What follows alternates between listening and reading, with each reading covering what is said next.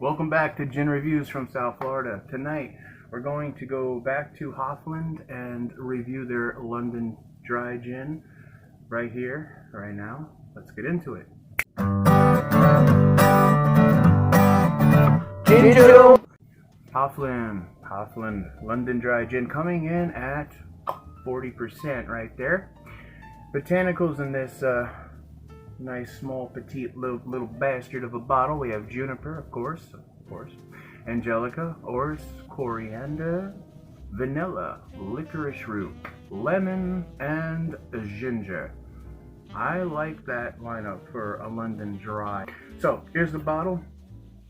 If you remember, we did the Geneva, the originator of modern London Dry Gin.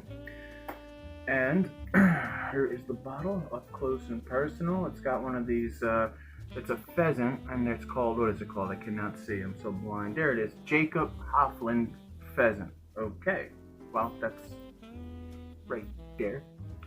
Hofland London Dry Gin is handcrafted and distilled in small batches using a botanical. It is distilled by Hofland Distillery, and it's one of Hofland's most respected distillers, accredited with producing the best tasting Dutch Geneva, which we already know. The company's iconic pheasant symbol, a wild bird known for its selectiveness of seeds and for eating wild juniper berries during the harsh winter months, stands as a constant reminder of Jacob Hofland's insistence for using only the finest ingredients of botanicals to make his gin. Now, that's a cute little story there, right? But basically what they're saying is, this pheasant here could not find any other food because no one would eat juniper berries. It's like eating, you know, if you're shipwrecked and you have leather shoes, it's like eating your leather shoes. I mean, it's just funny to me. I like this bottle. I like the packaging on it. It's a steady bottle. It's really nice, double cast here. It has this real thick on the bottom, see that? Which gives it a nice weight in the hand. They have a botanical list right here on the bottom, beautifully presented. It's clean, it's elegant, it's available at Total Wine. The price point on this guy is not bad. You're just under $20. Well, let's pop this portly little bastard open and see what awaits inside. Yeah. There's really nothing to say to that.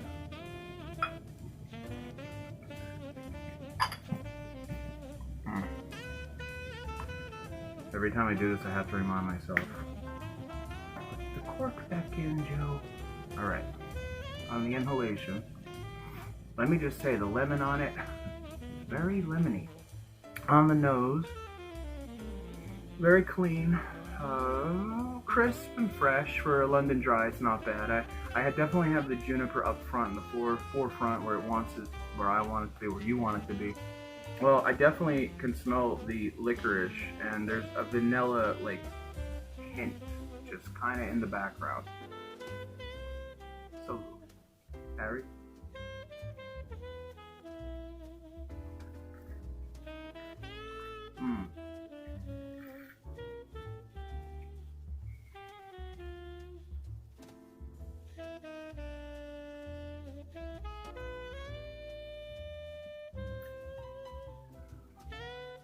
It's delicious. It's a really nice gin. You know what? It has a good burn. It's definitely a corn-based gin though. I could taste that maltiness, but it's not like burned. It's not too malty. Wow, what a nice burn. It's traveling low and slow like I would expect at 47-48%. Botanicals are very vivid and fresh. I could pick out definitely the juniper, the lemon, like I said, but on the back tone of the lemon, there's the angelica, there's the orris. I have the licorice right at the end with that spiciness, which is really nice. The ginger with the licorice is giving that spicy character. I can compare it to a Cuban pepper or a black pepper, and without knowing what the botanical was, I might even guess that's what it was, because it has a very nice spicy kick to it at the end.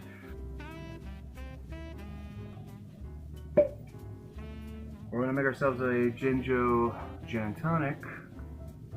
the correct way, and I'm going on a heavy pour like I always do. 2.5 ounces of this beautiful Hofland London Dry, quintessential London Dry Gin.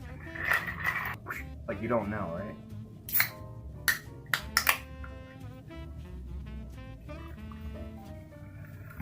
There's the effervescence of a fever tree. Lemon, one of the most beautiful sights and to behold. Some Persian. We have some orange bitters. Here it is. Salute. Oh man, get yourself a bottle of this, because I think this is one of the nicest 40% London Dries that I've had in quite a while.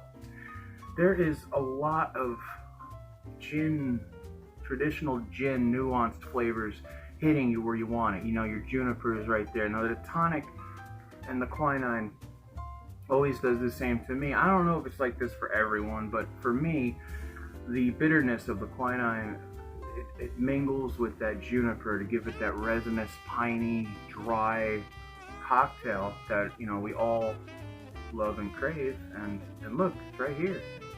Okay, gin.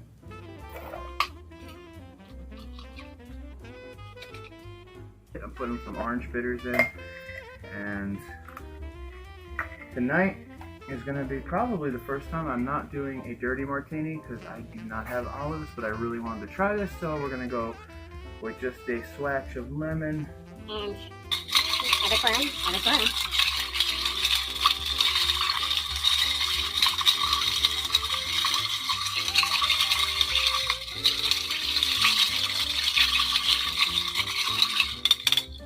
Perfect.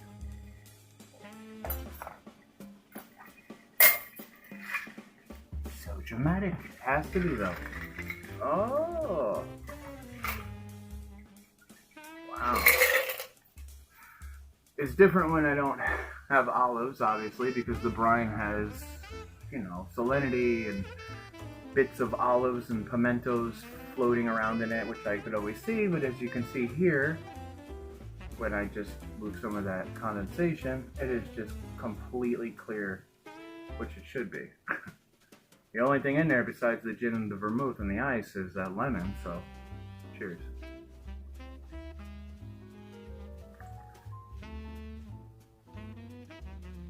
Wow. This is a really nice martini. I said it in the first half, and I'm going to say it now for this. For a 40% gin at the, let's say, a half a step above the bottom of the gin rack, gin shelf, this one you'll find. And I told you Total Wine supplies this. I think they have some kind of deal with them where it's like an exclusive, because I'm sure it's wherever, you know, over in Holland. But I've only seen it here in the States, Total Wine. That's not saying it's not out there in some Elixir liquor store or ABC or whatever else is out there within, you know, the western part of the states. I haven't been too far out doing gin searching, but